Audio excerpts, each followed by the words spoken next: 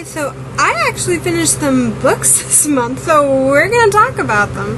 Back in April, I believe, I said I wanted to read the Legend series by Marie Lu, and in April I got Legend finished, but for some reason I couldn't get through Prodigy, but that all changed because today I finally finished Prodigy, and today is the 30th of June, so the last day, so I got it done in time.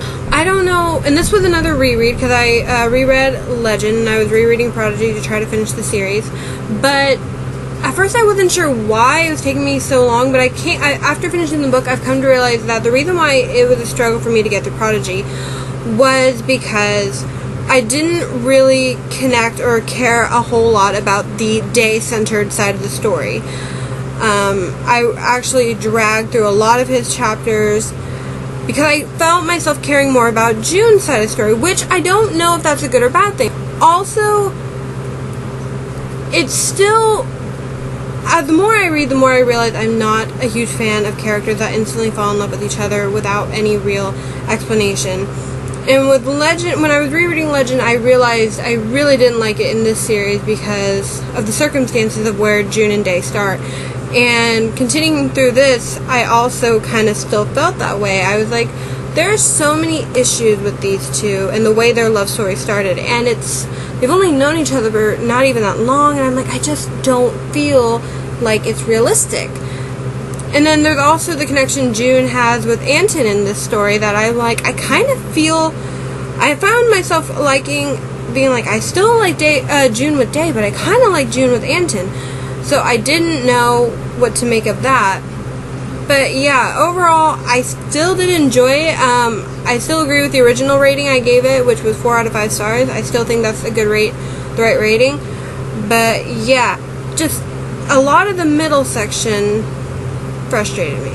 So what I'll say. Because of Prodigy, I went into a bit of a slump, so I grabbed another book to read to kind of hopefully get me out of the slump, which I talked about in my vlog. And that was Is Everyone Hanging Out Without Me? And Other Concerns by Mindy Kaling. I love Mindy Kaling. I love her character, Kelly Kapoor, in The Office. And ever since then, I've just been a really big fan of Mindy. And I got this quite a few years ago, and I don't know why I haven't read it yet. But I decided to read it because I thought, one, it's a totally different tone from Prodigy, so maybe that'll get me out of my slump. And also, it's pretty thin. I think it's only 219 pages. And I was just in a severe slump, so it took me forever to get through this too.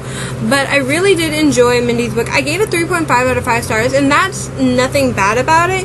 It's just, overall, it was a really good book. I found learning more about Mindy really enjoyable. The way she chose to write this was really interesting because it kind of felt like blog posts or even maybe like a stream of consciousness. It just seemed like Mindy just kind of wrote something down and was like, yeah, that's good, we'll put it in the book. Because there's chapters where it's like just 2 pages, and I'm like, was that really information I needed to know, Mindy? But yeah, overall, I really enjoyed reading it. This one kind of focused on her childhood and her career and her time in the office with other little, side stories throughout the book. I have our second one, Why Not Me? I don't think I'll read that one right away, but I'm hoping to read that one either by the end of this year or maybe at the beginning of next year, I don't know. But this was a really enjoyable read, and if you're a fan of Mindy or a fan of her work or loved her in The Office, I'd highly recommend this. And also throughout the book, sporadically, there's like pictures that she puts in it from her life. And yeah, it was a good read. I really enjoyed it. I can't wait to read Mindy's other book, and hopefully she writes more books because I'd love to read more of her writing. So that's everything I finished in June. Let's talk about the things I'm going to try to read in July. So first and foremost, we're going to try to read Champion. Finally, read Champion. Like I said, Legend and Prodigy were rereads. Champion is new. I don't know what happens in this book.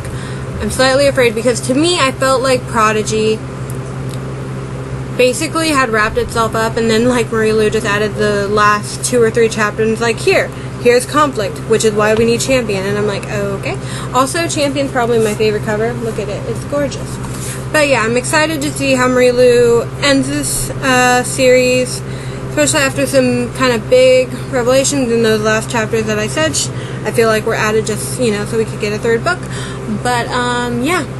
I can't wait to see what happens. I feel like my heart's going to be broken. And then the other book I'm going to be trying to read in July is To All the Boys I've Loved Before by Jenny Han.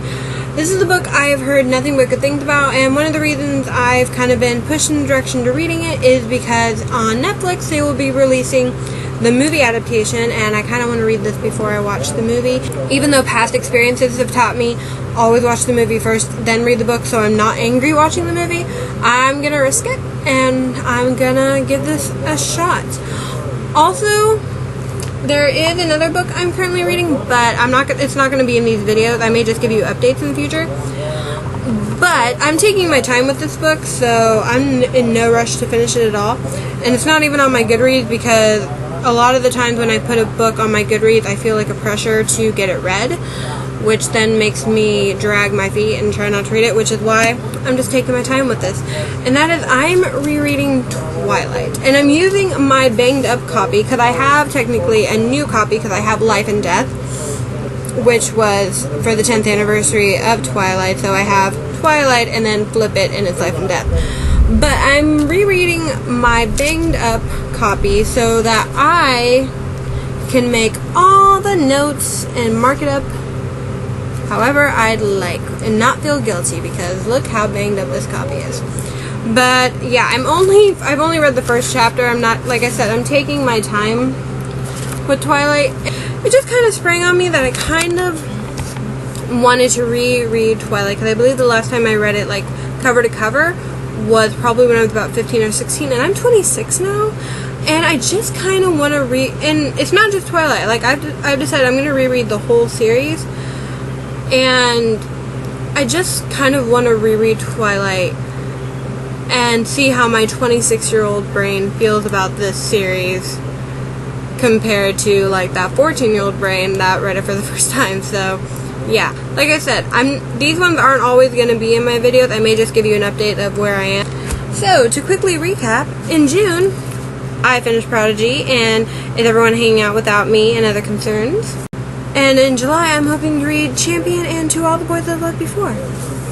So yes, that's been my wrap-up to be read for June and July. Tell me down below if you read anything good in June, and what are you planning to read in July. And yeah, so like, favorite, comment, subscribe. Until next time.